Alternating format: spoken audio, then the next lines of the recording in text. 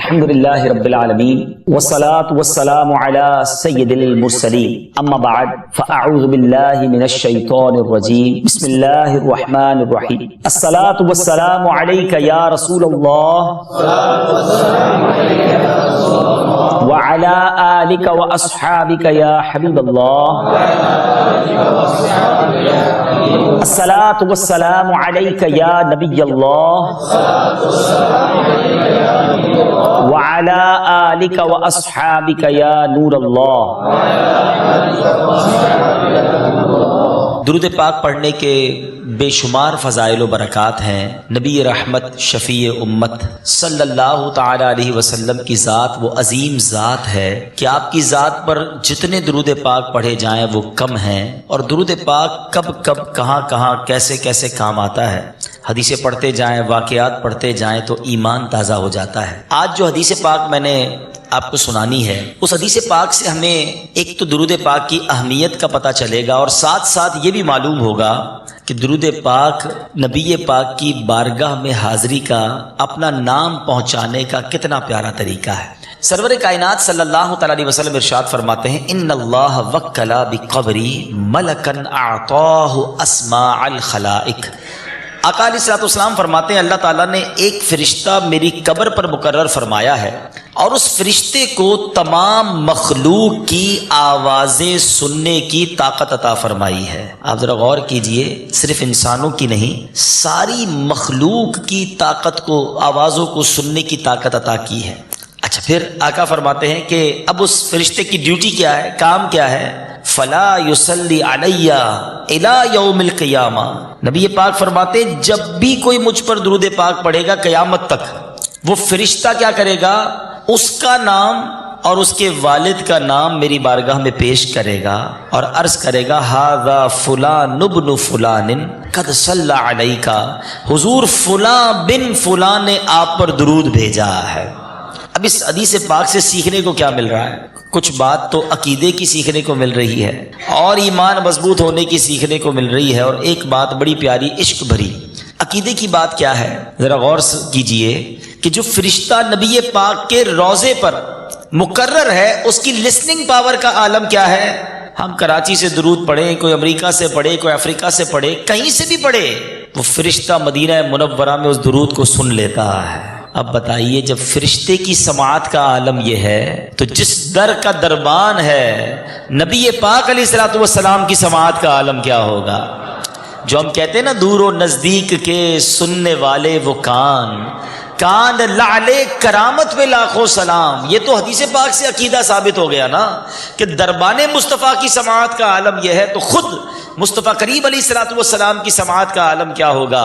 صرف سماعت نہیں، اس فرشتے کے پاس ایک ایسا علم بھی ہے کہ درود پڑھنے والے کا نام بھی جان لیتا ہے، اس کے والد کا نام بھی جان لیتا ہے. اب بتاؤ نا، آج دنیا میں ہمارے mobile phone per collar I D ہوتی ہے، کوئی کال کرتا ہے تو نام آ جاتا ہے، ہم پہچان لیتے ہیں کس کی کال ہے. ٹیکنیک تو آ گئی ہے، مگر سائنس کی اتنی ترقی کے باوجود بھی کوئی ایسی ٹیکنیک نہیں آئی ہے کہ کالر آئی ڈی میں یہ بھی پتا چل جائے کہ کال کرنے والے کے والد کا نام کیا ہے. فرشتہ یہ علم بھی رکھتا ہے درود پڑھنے والا کون ہے اور اس کا والد کون ہے. جب فرشتے کے علم کا عالم یہ ہے تو بتاؤ میرے آقا کے علم کا عالم کیا ہوگا؟ ٹھیک ہے، یہ باتیں تو ہو گئی عقیدے والی. اب آؤ ذرا عشق والی بات کریں. دنیا کا دستور ہے آپ کی جس سے بڑی محبت ہو، آپ جس کی بڑی رسپیکٹ کرتے ہو. اب مجھے بتائیں کہ آپ کو آ کر کوئی کہے کہ جناب آپ کا فلاں جگہ ذکر ہو رہا تھا، جس سے آپ بڑی محبت کرتے ہیں. فار ایگزامپل جو اپنے پیر و مرشد سے محبت کرتے ہیں، سارے ہی کرتے ہوں گے. آپ کو آ کر کوئی کہے کہ یار آپ کا ذکر آپ کے پیر صاحب کے پاس ہو رہا تھا، بتائیں کیسا لگتا ہے؟ کتنا اچھا لگتا ہے. اچھا میرا ذکر واقعی پیر صاحب کے پاس؟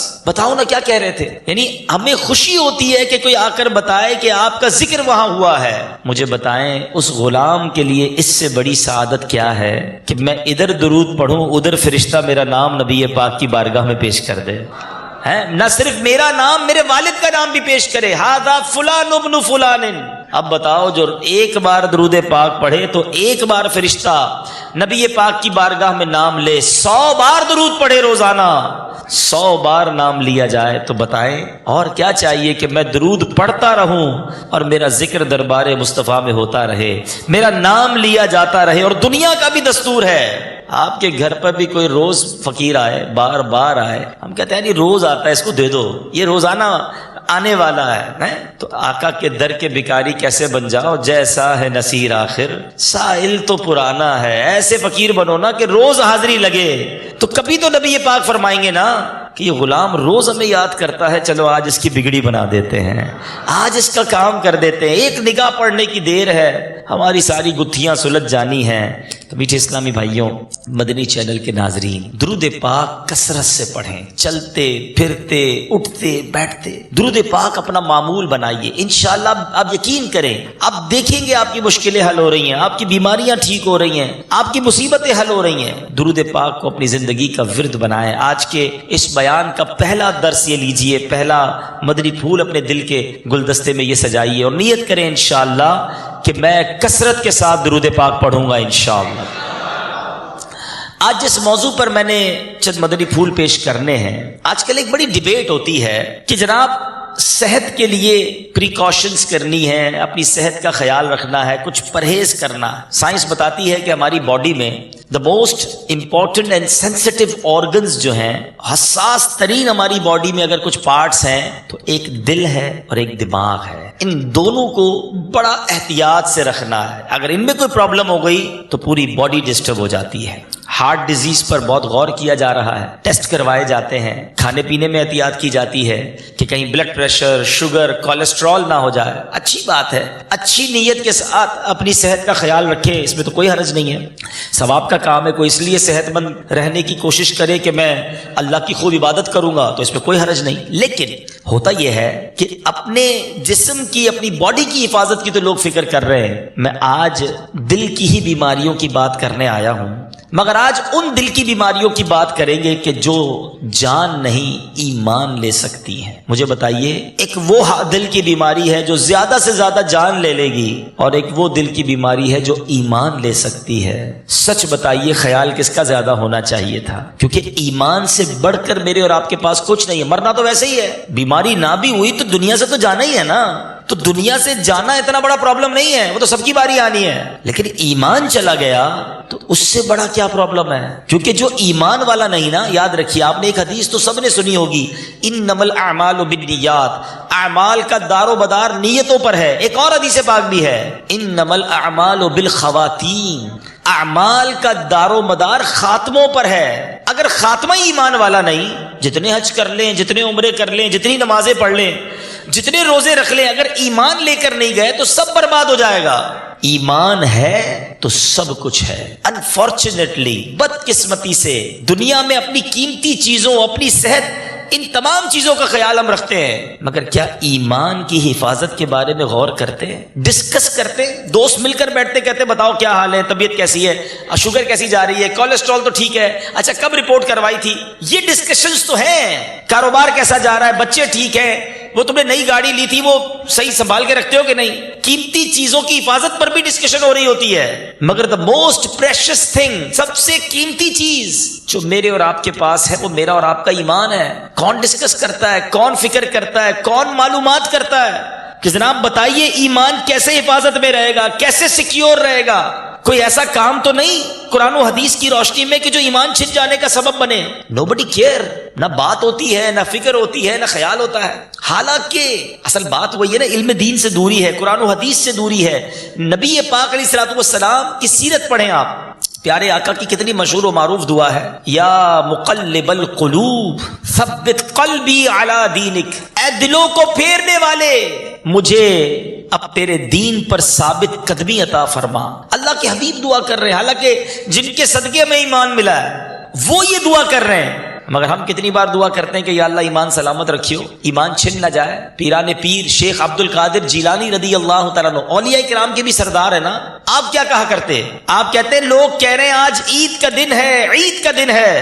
عبد القادر کے لیے عید کا دن وہ ہوگا جب اپنا ایمان سلامت لے کر دنیا سے جائے گا۔ یہ فکر، یہ خیال، یہ ٹینشن ہمارے بزرگوں کو تھی، ہمیں ٹینشن کاروبار، پیسوں کی، دنیا کی ہے۔ ذرا سوچئے میرے میٹھے اسلامی بھائی۔ تو آج میں آپ کو وہ بیماری بتانے آیا ہوں، اور ایسی بہت ساری بیماریاں قرآن و حدیث میں ہیں کہ جو اگر دل میں ہے تو وہ ایمان برباد کر سکتی ہے، وہ ایمان کو تباہ و برباد کر سکتی ہے۔ توجہ کے ساتھ سننا ہے، میں آج بیماری بھی بتاؤں گا، اس کے ریزنز بھی بتاؤں گا، اور انشاءاللہ موقع ملا تو اس کا علاج بھی بتاؤں گا، لیکن آپ سب کی توجہ مجھے درکار ہے۔ وہ کون سی بیماری ہے؟ اور بدقسمتی یہ ہے کہ وہ ہمارے درمیان عام بھی بہت ہو گئی ہے، اور آج ایک نہیں، میں نے 2 بیماریوں پر انشاءاللہ کچھ دیر ڈسکس کرنی ہے، کیونکہ ہو یہ گیا ہے خاص طور پہ کاروباری طبقے میں۔ ایک تو یہ نا کہ ڈائگنوس ہو جائے، اویئرنیس ہو، پھر بندہ بچتا ہے، کوئی اس کو بیماری سمجھتا بھی نہیں ہے، خیال کرتا بھی نہیں ہے، اور پالے بیٹھا ہے۔ میں آپ کو ایک واقعہ سناتا ہوں، منقول ہے منہاج العابدین میں امام غزالی علیہ رحمۃ اللہ الوالی نے یہ واقعہ نقل کیا ہے۔ حضرت سیدنا فضیل بن عیاض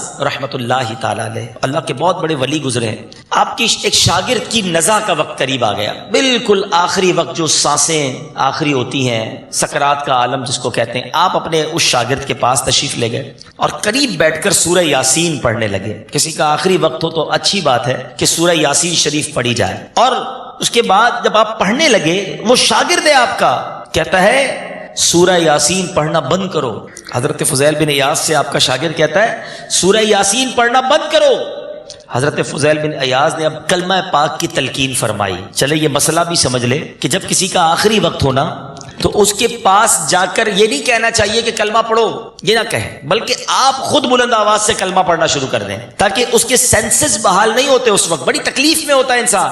اس کو اگر آپ یہ کہیں کہ کلمہ پڑھو اور تکلیف میں وہ کہہ دے میں نہیں پڑھتا، تو اس کا برا خاتمہ ہونے کا خوف ہے۔ تو اس کا اچھا طریقہ یہ ہے کہ قریب بیٹھ کر آپ ہی کلمہ پڑھنا شروع کر دے بلند آواز سے۔ بہرحال حضرت فضیل بن عیاض رحمۃ اللہ تعالی علیہ نے اسی طرح کلمے کی تلقین شروع کی۔ اللہ اکبر، وہ آپ کا شاگرد کہتا ہے میں ہرگز کلمہ نہیں پڑھوں گا، میں اس سے بیزار ہوں، اور انہی الفاظ پر آپ کے شاگرد کی موت ہو گئی۔ حضرت فضیل بن عیاض شاکڈ، حیران، آپ پریشان ہو گئے کہ یہ میرا شاگرد اور اس کا ایسا خاتمہ، مرتے وقت کلمے کا انکار، مرتے وقت اس نے قرآن پڑھنے کو روک دیا اور کہتا ہے میں کلمے سے بیزار۔ آپ بڑے غمزدہ ہو گئے، آپ اپنے گھر میں 40 دن تک گویا گھر میں قید ہو گئے، روتے رہے 40 days، آپ اس غم میں آنسو بہاتے رہے کہ میرے شاگرد کا یہ حال ہو گیا۔ اللہ اکبر، اب 40 دن کے بعد وہی شاگرد آپ کو خواب میں نظر آیا، اور فرشتے اسے گھسیٹ کر جہنم میں لے جا رہے تھے۔ تو آپ رحمت اللہ تعالی علیہ نے اس سے پوچھا کہ تیرا یہ معاملہ ہوا کیسے، تیرا یہ حال کیوں ہوا، تیرا ایمان پہ خاتمہ کیوں نہیں ہوا؟ تو وہ کہتا ہے کہ حضور میرے اندر 3 عیب تھے، حالانکہ وہ حضرت فضیل بن عیاض رحمت اللہ تعالی علیہ کے شاگردوں میں بھی اونچا مقام رکھتا تھا۔ کہتا حضور میری زندگی میں 3 عیب تھے، میں 3 غلط کام کرتا تھا۔ نمبر 1، میں چغلی کھاتا تھا، میں ادھر کی بات ادھر پہنچاتا تھا، ادھر کی بات ادھر پہنچاتا تھا۔ دوسرا، میں حسد کرتا تھا، میرے دل میں اپنے دوستوں اپنے ساتھیوں سے حسد تھا۔ اور تیسرا، میں شراب پیتا تھا۔ مجھے کسی حکیم نے بتایا تھا کہ تمہیں جو بیماری ہے اس کے علاج کے لیے سال میں 1 تمہیں شراب کا گلاس پینا ہے۔ میں سال میں 1 ہی شراب کا گلاس پیتا تھا۔ کہتا یہ 3 عیب تھے میرے اندر، اور میرے رب نے میرا ایمان بھی چھین لیا گیا، اور اب مجھے عذاب دیا جا رہا ہے۔ اے میرے میٹھے اسلامی بھائی، ویسے تو ان تینوں پر بات ہونی چاہیے۔ جس طرح آج شراب ہمارے معاشرے میں عام ہو گئی ہے، لوگ اسے عیب ہی نہیں سمجھتے، کبیرہ گناہوں میں اس گناہ کو شامل کیا گیا۔ احادیث میں 10 قسم کے لوگوں پر لعنت کی گئی، شراب پینے والا، پلانے والا، اٹھانے والا، رکھنے والا، بیچنے والا، خریدنے والا، یعنی شراب سے ریلیٹڈ ہر شخص پر اللہ کے حبیب علیہ الصلوۃ والسلام نے لعنت فرمائی۔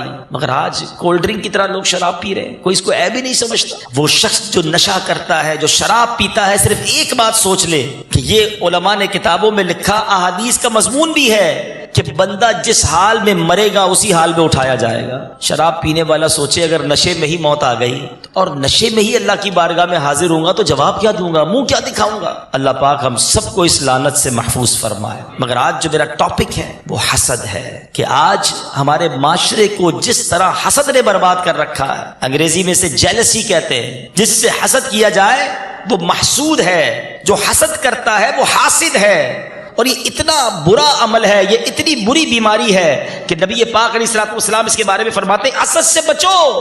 حسد نیکیوں کو اس طرح کھا جاتا ہے جس طرح آگ لکڑیوں کو کھا جاتی ہے۔ لکڑی جلائیں، تھوڑی دیر بعد لکڑی ختم، نیکیاں برباد ہو جاتی ہیں۔ اے روزے رکھنے والو، اے نماز پڑھنے والو، اے صدقہ خیرات دینے والو، حج اور عمرے کرنے والو، بڑی اچھی بات ہے، لیکن ان عبادتوں کے ساتھ ساتھ اگر یہ بیماریاں بھی پالی ہوئی ہیں، کسی کا حسد دل میں ہے، تو کہیں ایسا نہ ہو کہ یہ ساری نیکیاں برباد ہو جائیں۔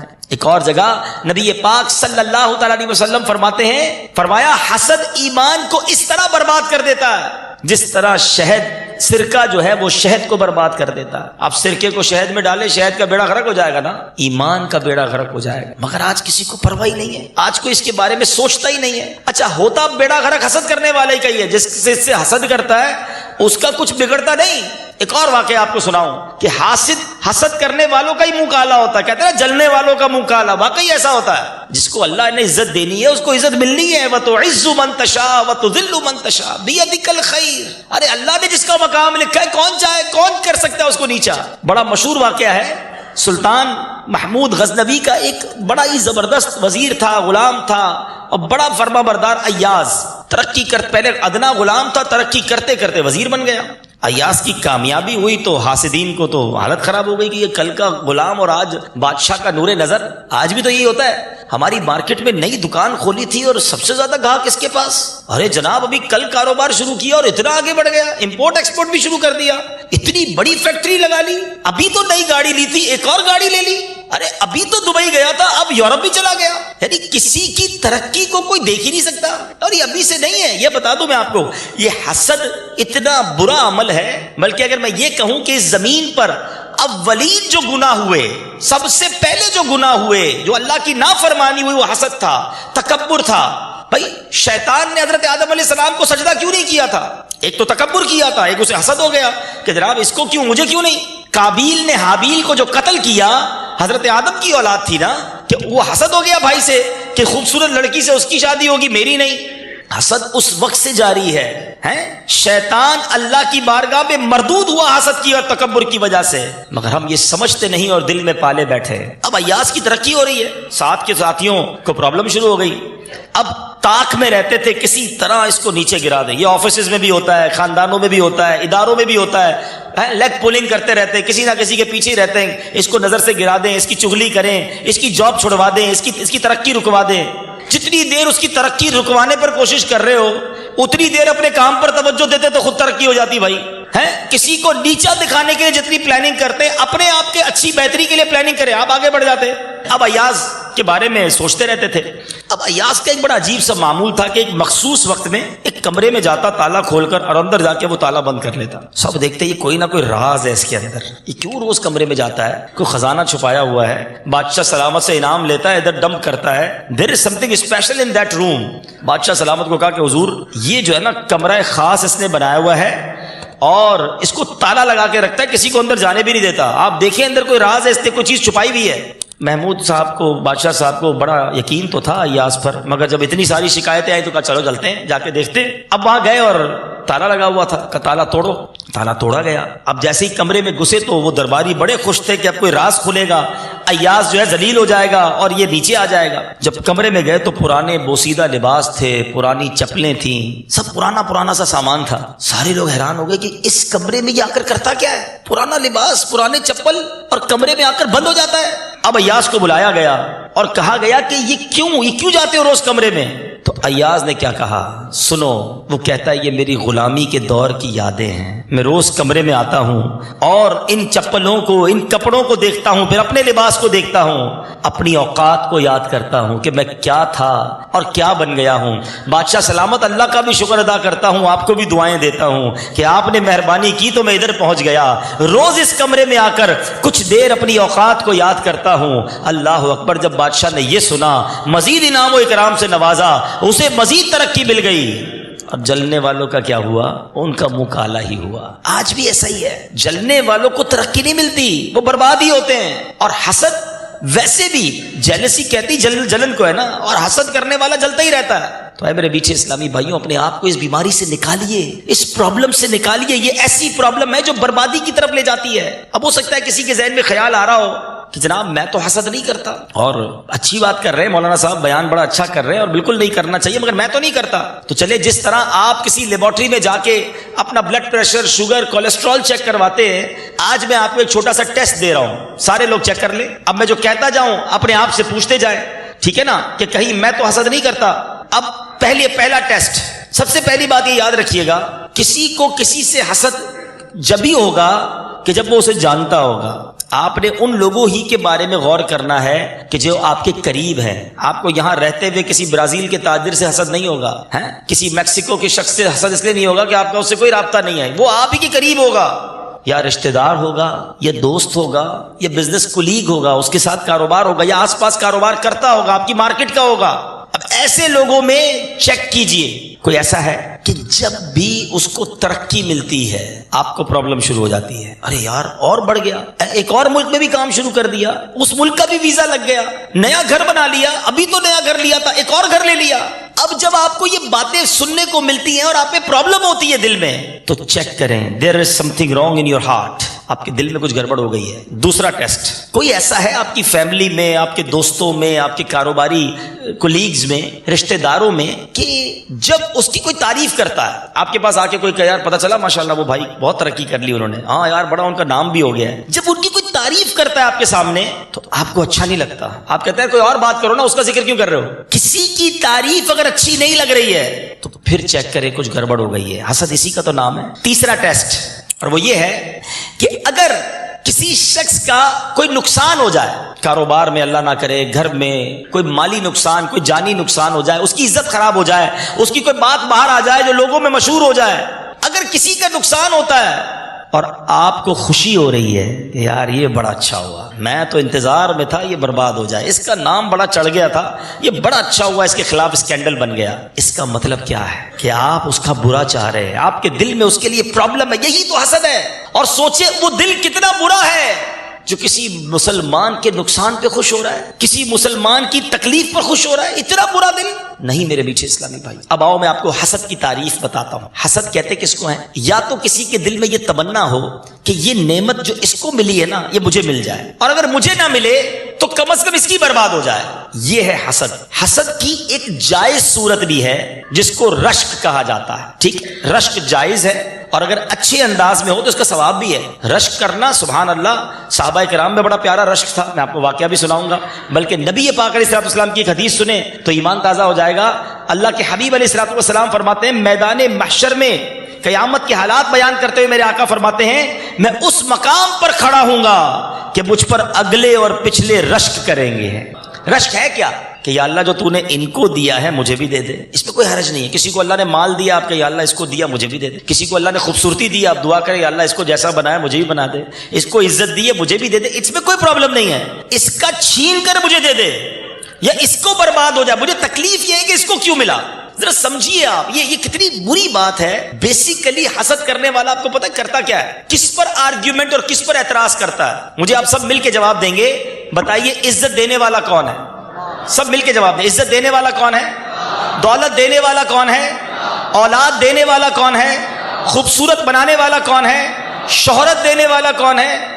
جب سب دینے والا اللہ ہے تو آپ کون ہوتے ہیں اعتراض کرنے والے کہ اسے کیوں ملا؟ اس کا مطلب پتہ کیا ہے؟ حسد کرنے والا اللہ پر اعتراض کر رہا ہے, اللہ کی تقسیم پر اعتراض کر رہا ہے. اللہ تو نے اسے کیوں دیا مجھے کیوں نہیں دیا؟ اللہ کی مرضی جسے چاہے عطا فرمائے, وہ خالق وہ مالک. یہ اعتراض بنتا ہے رب کی تقسیم پر. تو کبھی کسی کی نعمت پر حسد نہیں ہونا چاہیے. اللہ نے کسی کو خوبصورت بنایا, کسی کو عزت دی, وہ مالک ہے. آپ اللہ سے یہ دعا کریں نا اللہ مجھے بھی دے دے, یہ نہ سوچیں کہ اس کا چھن جائے. رشک صحابہ کیسے کرتے تھے؟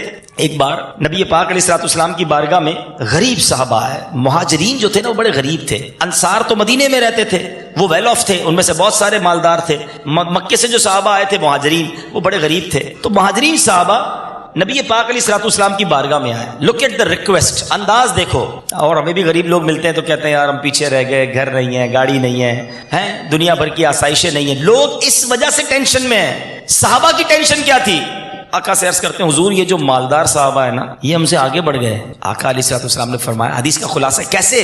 کہا حضور یہ صدقہ دیتے ہیں ہم تو نہیں دے سکتے, یہ اللہ کی راہ میں خرچ کرتے ہیں ہم تو نہیں خرچ کر سکتے, یہ خیرات کرتے ہیں ہم نہیں کرتے, یہ غلام آزاد کرتے ہیں اپنے پیسوں سے ہم نہیں کرتے, ہم نیکیوں میں پیچھے رہ گئے.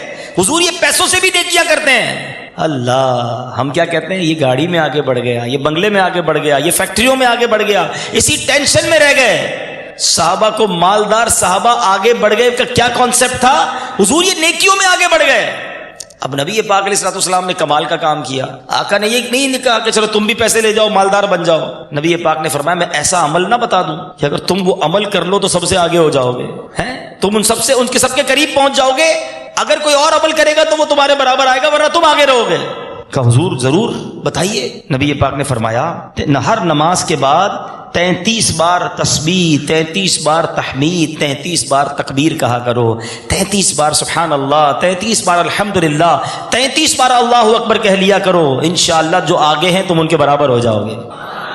اچھا صحابہ آئے اسی لیے تھے, پیسے لینے تو آئے نہیں تھے, نیکیاں لینے آئے تھے نا. بڑے خوش, ریلیکس, اب ہو گیا کام, پیسے نہیں ہے تو کیا ہوا, ہم یہ تسبیح پڑھ لیں گے. تھوڑی دیر ہوئی تو مہاجرین صحابہ پھر آ گئے. کہتے حضور مسئلہ یہ ہے کہ جو آپ نے وظیفہ بتایا نا وہ یہ امیر صحابہ نے بھی سن لیا ہے, اب انہوں نے بھی یہ عمل شروع کر دینا ہے, تو حضور پھر تو ہم پیچھے رہ جائیں گے.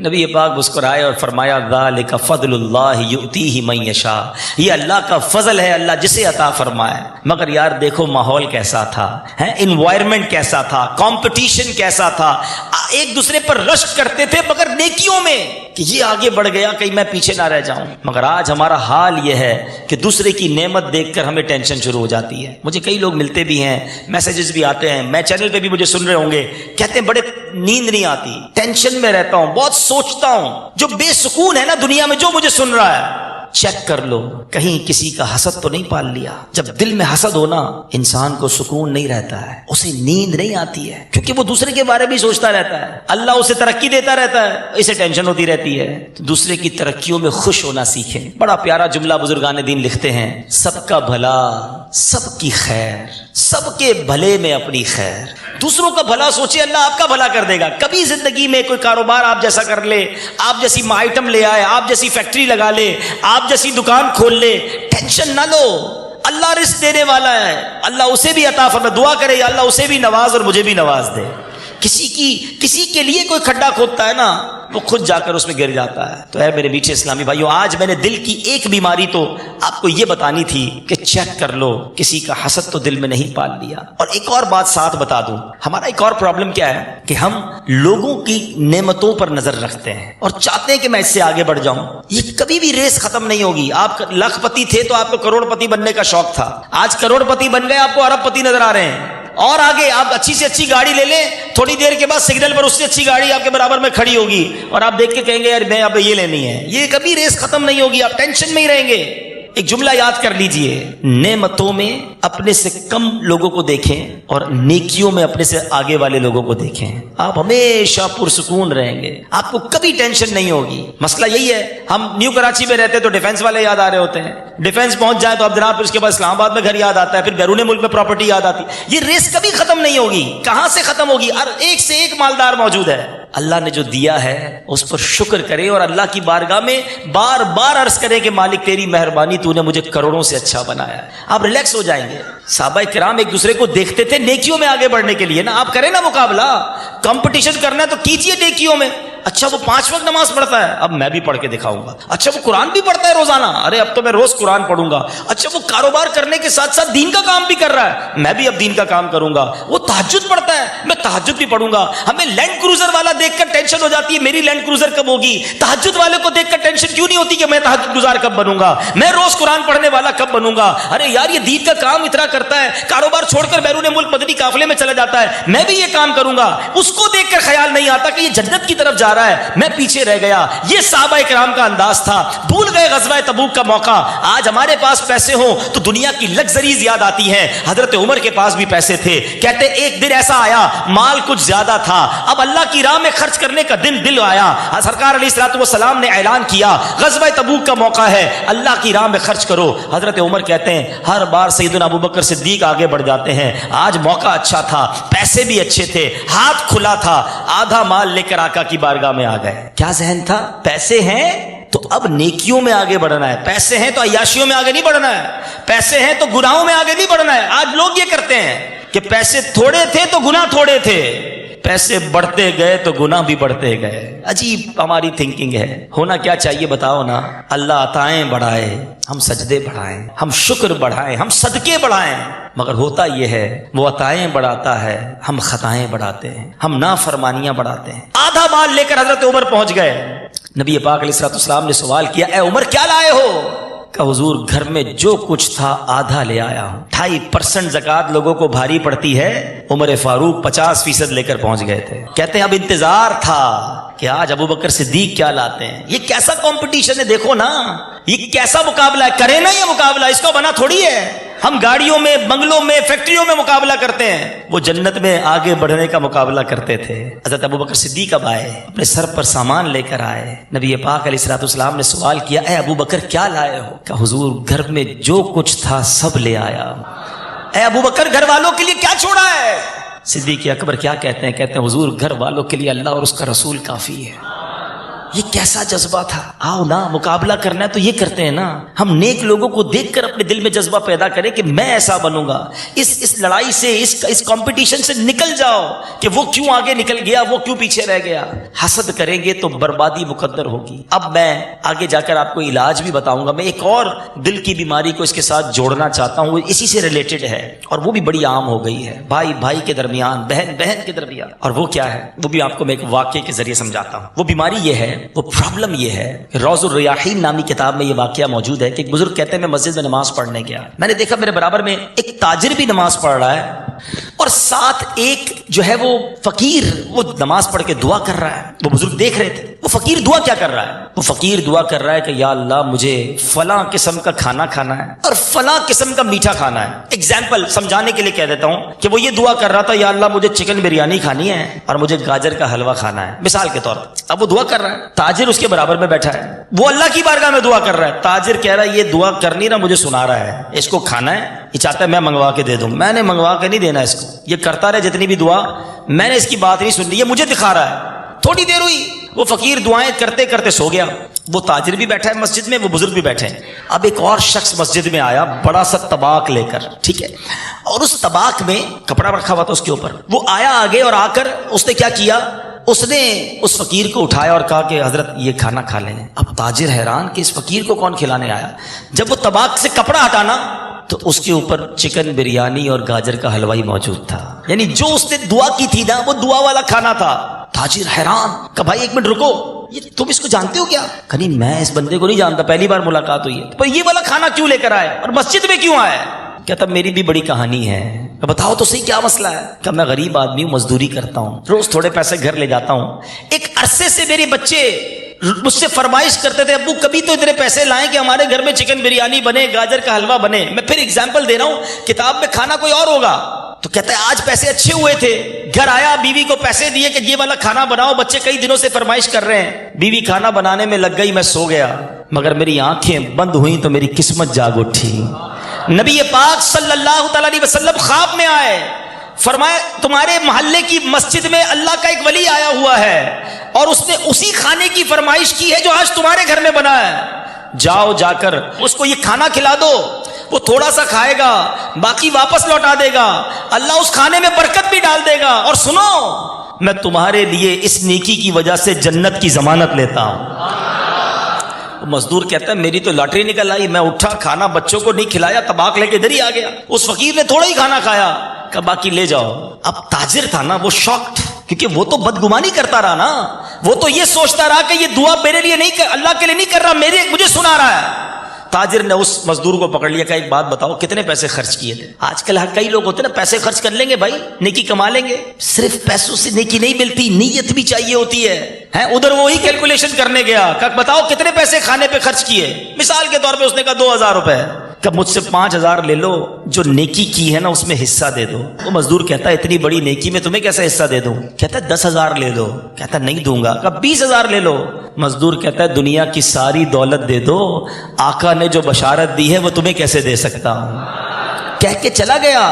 تاجر روتا ہوا پریشان مسجد سے باہر نکلا. علماء کرام نے اس واقعے کو کتابوں میں نقل کر کے بتایا کہ بدگمانی جو ہے نا یہ اتنی عجیب بیماری ہے کہ نیگیٹو اپروچ, کسی کے بارے میں پازیٹو سوچنا ہی نہیں ہے, یہ نقصان ہی لاتی ہے, یہ بربادی ہی لاتی ہے. اللہ کریم قرآن مجید فرقان حمید میں ارشاد فرماتا ہے اے ایمان والو بہت گمانوں سے بچو, بے شک کوئی گمان گناہ ہو جاتا. ہم کیوں لوگوں کے بارے میں نیگیٹو سوچتے ہیں؟ یہاں تو حال یہ کوئی نماز پڑھے تو لوگ کہتے ہیں دکھانے کے لیے پڑھ رہا ہے. عمرے پہ گیا نا, یہ بھی جناب لوگوں کو دکھانے کے لیے. ارے وہ اللہ کے گھر گیا, تم بدگمانی کر کے گناہ کر رہے ہو, حرام کر رہے ہو. ایک ہے حسن زن. گمان دو قسم کے ہوتے ہیں، یاد رکھیے گا. اچھا گمان پازیٹو یا نیگیٹو جس کو بدگمانی کہتے ہیں. حسن زن بہت اچھی چیز ہے، بلکہ ایک آدھ جملہ یاد کر لو، حسن زن میں کوئی شر نہیں ہے اور بدگمانی میں کوئی خیر نہیں ہے. حسن زن کا عادی بنے، پازیٹو سوچے. اب مثال دیتا ہوں. اب آپ وہی والی بات کہ بیان تو ہو رہا ہے،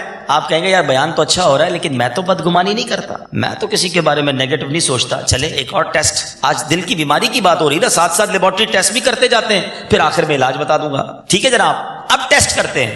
کسی کو فون کیا، ہمارا ضروری کام ہے یا پیسے نکلتے ہیں، فون نہیں اٹھایا اس نے. پہلا خیال دل میں کیا ہے؟ ہاں بھائی اب بڑا آدمی ہو گیا ہے، اب تھوڑی اٹھائے گا، مطلب نکل گیا نا، اب فون تھوڑی اٹھائے گا.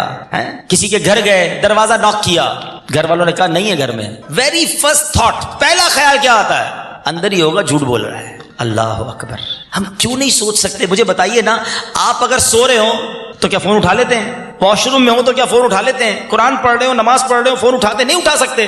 جب آپ کچھ کیفیات میں فون نہیں اٹھا سکتے تو امیجن کریں وہ بھی اسی کیفیت میں ہوگا. حسن زن کیوں نہیں لاتے؟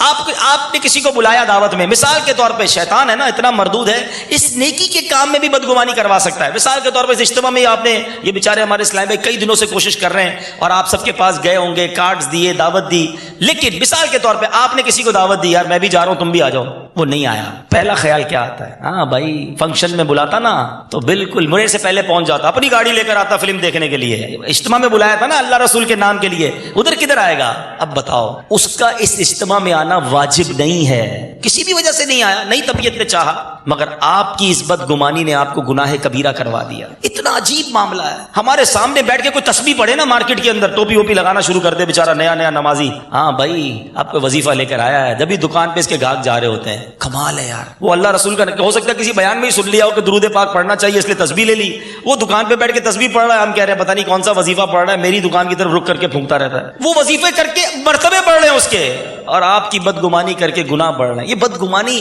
اتنا برا گناہ ہے. دنیا میں کئی گناہ ہوتے ہیں نا، اس کے لیے پارٹنر چاہیے. جھوٹ بولنے کے لیے کوئی دوسرا بندہ چاہیے نا، بندہ جھوٹ بولے گا کس کے ساتھ؟ بدنگاہی کے لیے معاذ اللہ کسی کو دیکھے گا. مگر بدگمانی ایسا گناہ ہے کہ جس کے لیے کوئی پارٹنر نہیں چاہیے، بندہ اکیلے ہی سوچتا رہے، کسی کے بارے میں نیگیٹو سوچتا رہے اور گناہوں کا میٹر چلتا رہتا ہے. اب آپ سوچئے کہ کہیں ہم تو بدگمانی نہیں کرتے، کہیں ہم تو کسی کے بارے میں نیگیٹو نہیں سوچتے، پازیٹو سوچے، اچھا سوچے. نماز پڑھے تو بندے کو کہتے ہیں یار دکھانے کے لیے پڑھ رہا ہے. حج کے لیے کیوں گیا؟ تو حج کے لیے اس لیے جا رہا ہے کہ ادھر بھی کوئی کاروبار کرتا ہوگا. نہ کریں ایسا. وہ نیکی کر کے ہو سکتا ہے اللہ کا مقبول بندہ بن رہا ہو، اور آپ بدگمانی کر کے اپنے لیے حرام کا ٹھکانہ بنا رہے ہیں. اس چیز سے نکلیے، پازیٹو سوچیے. ایک بزرگ کہتے ہیں کہ کبھی بھی کسی کو روتا دیکھو نا، اللہ کی بارگاہ میں کوئی رو رہا ہے تو تم بھی رونا شروع کر دو. ایک بار میں نے ایک رونے والے شخص کے بارے میں بدگمانی کی تھی کہ یہ ریاکاری کر رہا ہے، دکھانے کے لیے رو رہا ہے. 1 سال کے لیے رونے کی لذت مجھ سے چھین لی گئی. پتہ نہیں کس کس عبادت سے محروم ہو گئے ہوں کسی کے بارے میں بدگمانی کر کے. بھائی یہ اس لیے تھوڑی بیان کرتا ہے، یہ اس لیے تھوڑی نعت پڑھتا ہے، یہ تو اس لیے کرتا ہے. آپ ہم میں اور آپ ہوتے کون ہیں؟ کسی کے دل پہ ہمارے پاس کوئی پیرامیٹر ہے کہ ہم چاہتے ہیں کہ کیوں کر رہا ہے یہ؟ میرے اپنے عیب تھوڑے، میں دوسروں کے عیب تلاش کروں، میں اللہ سے اپنے لیے توبہ کروں. تو اے میرے میٹھے اسلامی بھائیو، یہ ایک اور بیماری ہے جو آج ہمارے اندر، اور یہ حسد اور بغض، جو یہ حسد اور یہ جو ہے نا بدگمانی، یہ بالکل ساتھ ساتھ چل رہے ہوتے ہیں. جس سے حسد ہوگا اس سے بہت زیادہ بدگمانی ہوگی.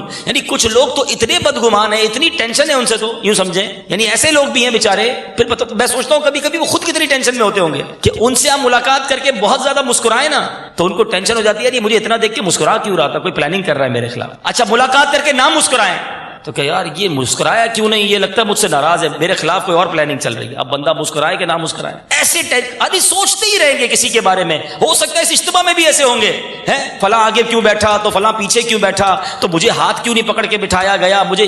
ارے یار ان کن چکروں میں پڑ گئے ہو بھائی. تھوڑی سی زندگی انجوائے کرو، ریلیکس رہو، بدگمانیاں چھوڑ دیں. آپ دوسروں کے بارے میں نیگیٹو اپروچ نکال دیں اپنے دل سے، ورنہ آپ خود ہی پریشان رہیں گے. جو میں نے شروع میں بات کی تھی نا کہ جس کو نیند نہیں آتی، جس کو سکون نہیں ملتا، حسد ہے، یا تو حسد ہوگا یا بدگمانی ہوگی. کیونکہ اتنا سوچتے ہیں، اتنا ٹینشن لیتے ہیں. تو خدا را ان گناہوں بھرے معاملات سے اپنے آپ کو نکالیں. اور اس کی وجہ سے پتہ ہے نقصان کیا ہو رہا ہے؟ جیسے میں نے شروع میں کہا تھا کہ دل کی وہ بیماریاں آج بیان کروں گا کہ جو ہمارے ایمان کو ڈسٹرب کر سکتی ہیں، ایمان برباد کر سکتی ہیں. اب ہو کیا رہا ہے؟ ہم نماز بھی پڑھ رہے ہیں، ہو سکتا ہے ماشاءاللہ یہاں مجھے نظر بھی آ رہا ہے بہت سارے نمازی بھی ہیں، حاجی بھی ہوں گے، صدقہ خیرات کرنے والے بھی ہوں گے. ہم یہ سب کر بھی رہے ہیں، مگر وہ مزہ نہیں ہے طبیعت میں، وہ نورانیت نہیں ہے، وہ رحمت رحمت نہیں نظر آ رہی, وہ نورانیت نظر نہیں آ رہی, وہ سجدوں کی لذت نہیں مل رہی, وہ تلاوت کا ذوق نہیں مل رہا. کیا وجہ ہے؟ اب میں اس کی وجہ بتاتا ہوں. ایک خوبصورت سا پیالہ ہو, اس میں پہلے آپ تھوڑی سی گندگی ڈالیں, کیچڑ ویچڑ ڈال دیں, ناپاک کوئی چیز ڈال دیں. اب اس میں ٹھنڈا میٹھا دودھ ڈالیں. بتائیے دودھ پیئیں گے آپ؟ وہ دودھ سارا گندا ہو گیا اس گندی چیز کی وجہ سے. ہمارے دل کا اس وقت مسئلہ یہی ہے. دل ایک پیالے کی مانند ہے. ہم نے دل میں کہیں غیبت چھپا رکھی ہے, کہیں بغض رکھا ہے, کہیں بدگمانی رکھی ہے, کسی نے دل میں تکبر رکھا ہے, کوئی حسد پال کے بیٹھا ہے اور نمازیں بھی پڑھ رہا ہے, روزے بھی رکھ رہا ہے, صدقے بھی دے رہا ہے. اب وہ عبادت کا دودھ جو جا رہا ہے, مگر ساتھ وہ جو گندگی ہے نا, وہ اس دودھ کی پاکیزگی نہیں دے رہی آپ کو, وہ گندا کر دیتی ہے اس کو. اس کے اندر وہ برکت ہی نظر نہیں آتی. یہ دونوں چیزیں گڈمڈ ہو رہی ہیں. یاد رکھو, عبادت کا نور جو ہے نا وہ گناہوں کی ظلمت کے ساتھ نہیں ملے گا. پہلے یہ صاف کرنا ہوگا. پیالہ دھوتے ہو نا پینے سے پہلے گلاس, تو پہلے دل کو ان گندگیوں سے پاک کریں. پھر دیکھیں ہر سجدہ آپ کی معرفت الہی میں اضافہ کرے گا. آپ تلاوت کریں گے آپ کے آنسو بہنے لگیں گے. آپ دعا کریں گے آپ کی رکت طاری ہو جائے گی. آپ اللہ کی عبادت کریں گے آپ کو ذوق ملنا شروع ہو جائے گا. آپ تسبیح لے کے درود پاک پڑھیں گے, اس کی چاشنی منہ میں محسوس کریں گے. کیونکہ دل صاف ہو چکا ہوگا, یہ گندگیاں دور ہو چکی ہوں گی. تو اے میرے میٹھے اسلامی بھائیوں, آج اس اجتماع میں نے 2 دل کی بیماریوں کے بارے میں بات کی ہے. خدارا حسد سے اپنے آپ کو بچاؤ, خدارا بدگمانی سے اپنے آپ کو بچاؤ. یہ ایسی بیماری ہے, لوگ ویسے بڑی مسکرا کے ملیں گے, یہ اتنی خطرناک بیماری ہے. بھائی بھائی ہوگا, دوست ہوگا, ساتھ کاروبار کرنے والے ہوں گے, کھانا روز ساتھ کھاتے ہیں, لیکن دل میں حسد پال کر بیٹھے ہیں. کوئی گھر پر بلائے نا, آئے بھائی ذرا میرے گھر پر آئیے گا, نیا گھر لیا ہے, آپ کی دعوت ہے, گھر بھی جائیں گے, بریانی بھی کھائیں گے, اس کے سامنے یہی کہیں گے کیا گھر بنایا ہے, شاندار گھر بنایا, ڈرائنگ روم تو بہت اچھا ہے. باہر نکل کے کہیں گے 2 نمبر کے پیسوں سے بنایا ہے. یعنی کمال ہے یار, ساتھ دوستی ہے لیکن دل میں حسد پال کے بیٹھا ہوا ہے. کوئی دوست آ کر بتائے نا یار نئی گاڑی لی ہے, ارے کیا زبردست گاڑی, کلر بھی بہت اچھا ہے, ارے ماڈل بھی زبردست ہے, ویری گڈ. جیسے ہی وہ نکلا, سود کے پیسوں سے لی ہوگی. تمہیں کیوں پرابلم ہے یار؟ اس نے کسی بھی پیسے سے لی, ہم کیوں؟ اچھا اس کا کیا بگڑا, اس کی گاڑی واپس نہیں آ گئی, اللہ نے دینا ہے اس کو اور دے گا. گناہ آپ کو مل گیا, تکلیف آپ کو مل گئی, ٹینشن آپ نے لے لی. نکالو اپنے دلوں سے ان بیماریوں کو, اور یقین کریں اگر یہ دل حسد سے پاک ہو گئے نا, اگر یہ دل بدگمانی سے پاک ہو گئے, ہماری لائف پرسکون ہو جائے گی. لڑائی جھگڑے ختم ہو جائیں گے, کاروباری جو جس کو بزنس جیلسی کہتے ہیں ختم ہو جائے گی. ہم کیوں دوسروں کے بارے میں نیگیٹو سوچتے ہیں؟ مدینہ منورہ کی مارکیٹ ہے, مولانا ضیاء الدین مدنی کتب مدینہ یہ واقعہ سناتے. سنو پہلے بزنس مین کیسے ہوتے تھے. ایک شخص ایک کپڑے کے تاجر کے پاس گیا, جا کر کہتا ہے حضرت مجھے ایک کپڑا چاہیے, آپ کے پاس ہے؟ کہا بالکل ہے. کہا اتنا دے دیں. کہا بھائی بات سنو, مسئلہ یہ ہے جو کپڑا تم مانگ رہے ہو میرے پاس تو ہے, لیکن سامنے میرے بھائی کی دکان ہے, میری آج صبح سے بڑی اچھی سیل ہو گئی ہے, صبح سے دیکھ رہا ہوں وہ فارغ بیٹھا ہے, جا کر اس سے لے لو تاکہ آج اس کی بھی سیل ہو جائے. یہ اسلام ہے, دوسروں کا بھلا سوچنا اسلام ہے. ہم کہتے خبردار سامنے والے کے پاس گئے, 2 نمبر کا مال بیچتا ہے, کبھی نہیں جانا, چیٹر ہے 1 نمبر کا. ہمیں آ کر کوئی بتا دینا پہلے فلاں فیکٹری وزٹ کر کے آیا ہوں, پہلے 10 منٹ تو اس فیکٹری کی برائی بیان کریں گے, پھر اپنی پروڈکٹ دکھائیں گے. اللہ کے بندو اس سے کاروبار نہیں ہوتا. آپ کسی کو کتنا بھی نیچا دکھانے کی کوشش کریں, جو اس کے نصیب میں ہے وہ اسے مل کر رہے گا, جو آپ کے نصیب میں ہے وہ آپ کو ملے گا. ایک جملہ آج یاد کر کے چلے جاؤ کہ جو میرے نصیب میں ہے وہ کوئی مجھ سے چھین نہیں سکتا, اور جو میرے نصیب میں نہیں ہے وہ مجھے کوئی دے نہیں سکتا. اللہ کے وعدوں پر یقین رکھو, دانے دانے پہ لکھا ہے کھانے والے کا نام. دوسرے کا آپ کبھی بھی, جو بڑے کاروباری بیٹھے میری بات کو سیکنڈ کریں گے, آپ کبھی بھی اپنی پروڈکٹ یہ کہہ کر نہیں بیچ سکتے کہ اس کی خراب ہے مجھ سے لے لو, ہے اس کی پروڈکٹ اچھی نہیں ہے میری خرید لو. نہیں جناب, کوئی نہیں خریدے گا. آپ اپنی پروڈکٹ اچھی بنائیں نا, اچھی ہوگی تو خود آپ کے پاس گاہک آ جائے گا. تو دوسروں کی برائی والے فیز سے نکل آئیں, اپنے کاروبار پر توجہ دیں, اپنی پروڈکٹ پر توجہ دیں, اس کو بیوٹیفائی کریں, اس میں کوئی حرج نہیں ہے, وہ آپ کریں. لیکن کسی کے بارے میں نیگیٹو سوچ کر, کسی سے حسد کر کے آپ ترقی نہیں پائیں گے, آپ برباد ہی ہو جائیں گے. اب میں نے یہ دونوں پرابلمز بتا دی, ایک اور بات ساتھ بتا دوں. حسد کرنا یقیناً منع ہے, بدگمانی کرنا یقیناً منع ہے, لیکن سبحان اللہ what a beautiful religion we have. کتنا شاندار مذہب ہے ہمارا. مذہب ہمیں یہ بھی بتاتا ہے کہ ایسے کام بھی نہ کرو کہ تم سے لوگ حسد کرنے لگے ہیں. اپنے آپ کو ایسے کاموں سے بھی بچاؤ کہ لوگ اس گناہ میں مبتلا ہوں. اپنے بھائیوں سے محبت کرو نا تاکہ وہ گناہ نہ کریں, اور ایسے کام نہ کرو کہ لوگ بدگمانی کریں. اب مثال کے طور پہ آج عجیب ٹرینڈ بنا ہوا ہے, اب تو پتہ نہیں کیا ہو گیا ہے کہ جو آج میں نے کھانا بھی ہے نا وہ بھی پہلے پوسٹ کر رہا ہے. کھانا پیٹ میں بعد میں جائے گا, پہلے فیس بک پہ جائے گا. اپنی ڈشیں لگائیں گے, آج فیملی کے ساتھ فلاں جگہ گھومنے گیا ہوں, آج فلاں ریسٹورینٹ میں فوراً چیک ان کرنا ہے, آج یہ والی گاڑی لی ہے. تھوڑے پیسے دکھانے زیادہ ہیں. اللہ کے بندوں, جو پرانے پیسے والے تھے نا, بزرگ بیٹھے ہوں گے میری بات کو کہیں گے, وہ ہمیں شروع سے سمجھاتے تھے کہ نعمتوں کا اتنا زیادہ بھی اظہار نہیں ہونا چاہیے. اتنی زیادہ جس کو کہتے ہیں شو آف, یہ حسد کروا دے گا, آپ کو نظر لگوا دے گا. اللہ نے دیا ہے تو اللہ کی راہ میں خرچ کریں. میں نہیں کہتا اچھا گھر نہ لیں, اچھے کپڑے نہ پہنے, لیکن روز ہی گھڑی چینج کرنا, ہر 2 مہینے بعد موبائل چینج کرنا, ہر تھوڑے دنوں بعد گاڑی چینج کرنا, ایک گھر کے بعد دوسرا گھر بنانا, پھر توڑ کے پھر بنانا. ارے بھائی ٹھیک ہے آپ کے پاس پیسے ہیں, اور یہ کر کر آپ کیا بتانا چاہ رہے ہیں؟ دنیا کی نظریں لگیں گی, حسد ہو جائے گا. یہ ایکسٹرا پیسے خرچ کرنے سے بہتر نہیں ہے جنت کے اکاؤنٹ میں جمع کرا دو, اللہ کی راہ میں خرچ کر دو نا. انشاءاللہ آخرت میں خزانہ ملے گا, ادھر بھی محل ملے گا, ادھر بھی محل میں رہتے ادھر بھی محل بنا لو. تو یہ وہ غلطیاں ہیں جو آج کی قوم کر رہی ہے.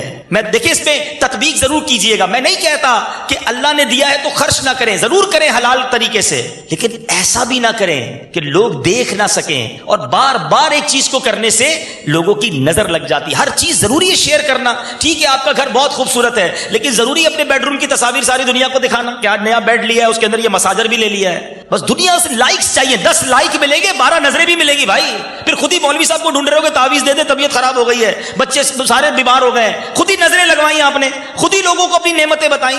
تو ان کاموں سے بچو کہ جس کے ذریعے لوگ آپ سے حسد کریں اور جس کے ذریعے نظر لگے. دوسری بات, بدگمانی کے بارے میں تو کتنی خوبصورت حدیث پاک ہے.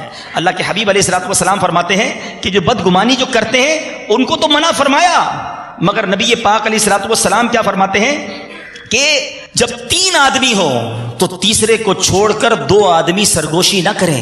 آپ 3 بندے بیٹھو, 2 آپس میں باتیں نہ کریں, کیونکہ تیسرا کیا سوچے گا میرے بارے میں کر رہے ہیں. یہ بھی کام نہ کریں. ایک بار نبی پاک علیہ الصلوۃ والسلام اپنی زوجہ محترمہ رضی اللہ تعالی عنہا کے ساتھ گفتگو کر رہے تھے. رات کا وقت تھا, 2 صحابہ گزرے, دیکھ کر آگے چلے گئے. پیارے آقا علیہ الصلوۃ والسلام نے واپس بلایا, کہا سنو یہ میری زوجہ ہیں. صحابی رسول کہتے ہیں حضور کیا ہم آپ کے بارے میں کوئی نیگیٹو سوچیں گے, بدگمانی کریں گے؟ آقا علیہ الصلوۃ والسلام نے فرمایا کہ شیطان انسان کی رگوں میں خون کی طرح دوڑتا ہے. سبحان اللہ. یہ سوچئے, کلیئر کر دیا کہ دیکھو کچھ اور نہ سمجھنا, میری زوجہ ہے. اللہ کے حبیب, ہم کہتے ہیں دنیا جو کہتی ہے کہے بھائی میں تو کروں گا. نہیں, ایسے کام نہ کریں, ایسی جگہوں پر نہ جائیں جس کے بارے میں لوگ آپ کے بارے میں نیگیٹو سوچیں. تو بہرحال آج کے بیان میں نے کوشش کی کہ آپ کو پرابلم بھی بتاؤں, کچھ ٹیسٹ بھی بتائے, آخر میں علاج بتا دیتا ہوں. نکلیں کیسے, پہلے ریئلائز کر لیں کہ ہو تو نہیں گیا, اور اگر حسد ہو گیا ہے نا تو کوئی بات نہیں, پہلے پہچانے کہ ہاں یار مجھے فلاں سے لگتا ہے پرابلم ہے, کیونکہ اس کی تعریف نہیں سن سکتا, اس کی ترقی نہیں دیکھ سکتا, اس کے بارے میں نیگیٹو سوچتا رہتا ہوں. یہ ڈائگنوز پہلے کریں, ورنہ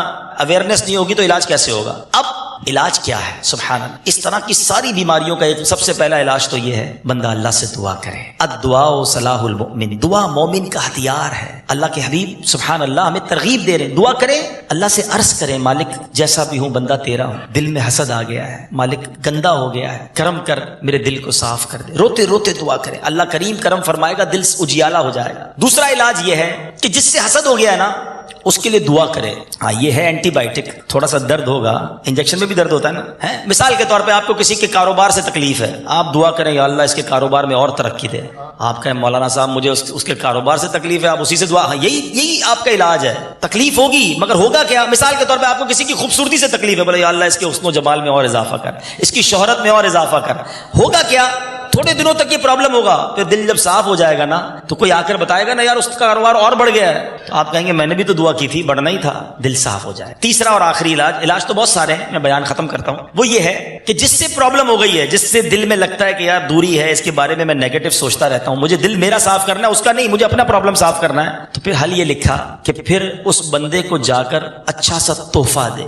تحفہ دو, محبت بڑھے گی. حدیث ہے نا, تہادو تہابو. اب آپ بولیں گے یار مجھے اس کا منہ اچھا نہیں لگتا, اس کو تحفہ کدھر سے دوں بھائی؟ یہی تو علاج ہے. جب آپ تحفہ دیں گے نا تو انشاءاللہ دل میں محبت بڑھے گی, تکبر, بغض, کینہ, یہ سب صاف ہونا شروع ہو جائے گا. تو یہ 3 علاج باندھ لیں. اور انشاءاللہ یہ نہیں کرنا اس کو جا کے کہ بھائی تیرے سے بڑا حسد ہو گیا تھا اس لیے تحفہ لے کر آیا ہوں, تو پھر اور گڑبڑ ہو جائے گی. ہاں مولانا صاحب نے کہا تھا بیان سن کے آیا ہوں, تو یہ نہیں کرنا, اس کو نہیں بتانا ہے. آپ ایسے ہی جائیں, ملاقات کریں, اچھے انداز سے تحفہ دیں, دعوت دے دیں, اس کو اچھا کھانا کھلائیں, انشاءاللہ دل صاف ہو جائیں گے. اللہ کرم ایسا کرے تجھ پہ جہاں میں, اللہ کرم ایسا کرے تجھ پہ جہاں میں اے دعوت اسلام تیری دھوم مچی ہو. آج جس طرح سے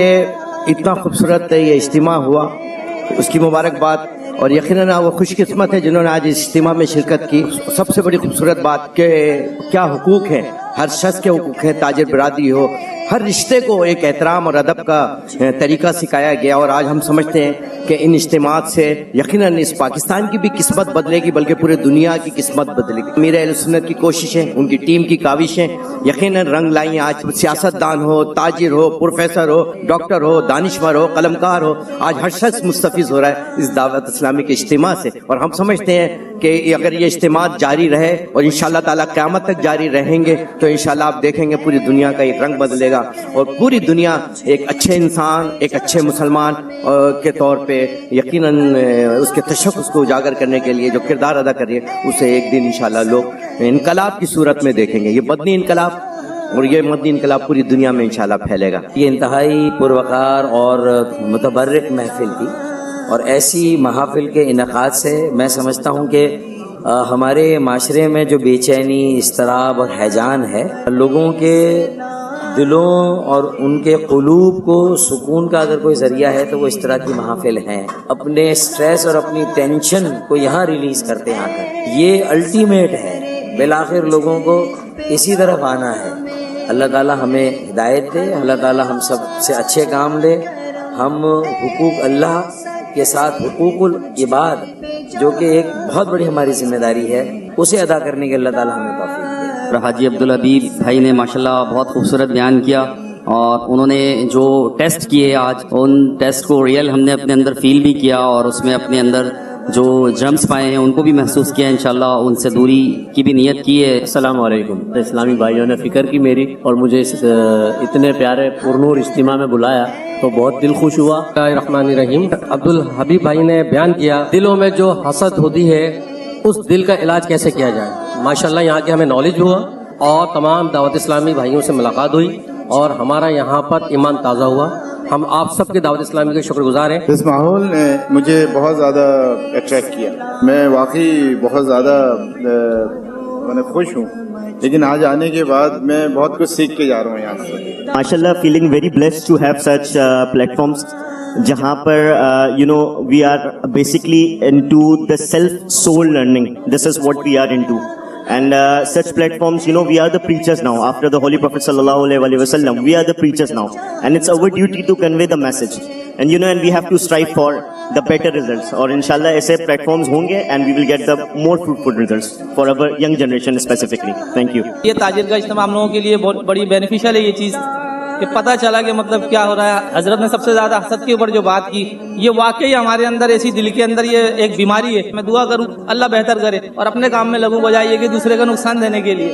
تو بہت اچھی ہماری ٹریننگ ہوئی یہاں پہ. ایک جو دل میں غبار تھا پتہ چلا کہ ہے تو صحیح موجود، پتہ نہیں چلتا تھا کہ وہ ہے، آج پتہ چلا کہ ہے ضرور، اسے نکالنا ہے. پہلی دفعہ ہے کہ میں ماشاءاللہ دعوت اسلامی کی کسی تقریب میں شرکت کر رہا ہوں، اور اب انشاءاللہ اگلی جو بھی تقریب ہوں گی ان کی، اس میں بھی شرکت کی انشاءاللہ کوشش کی جائے گی.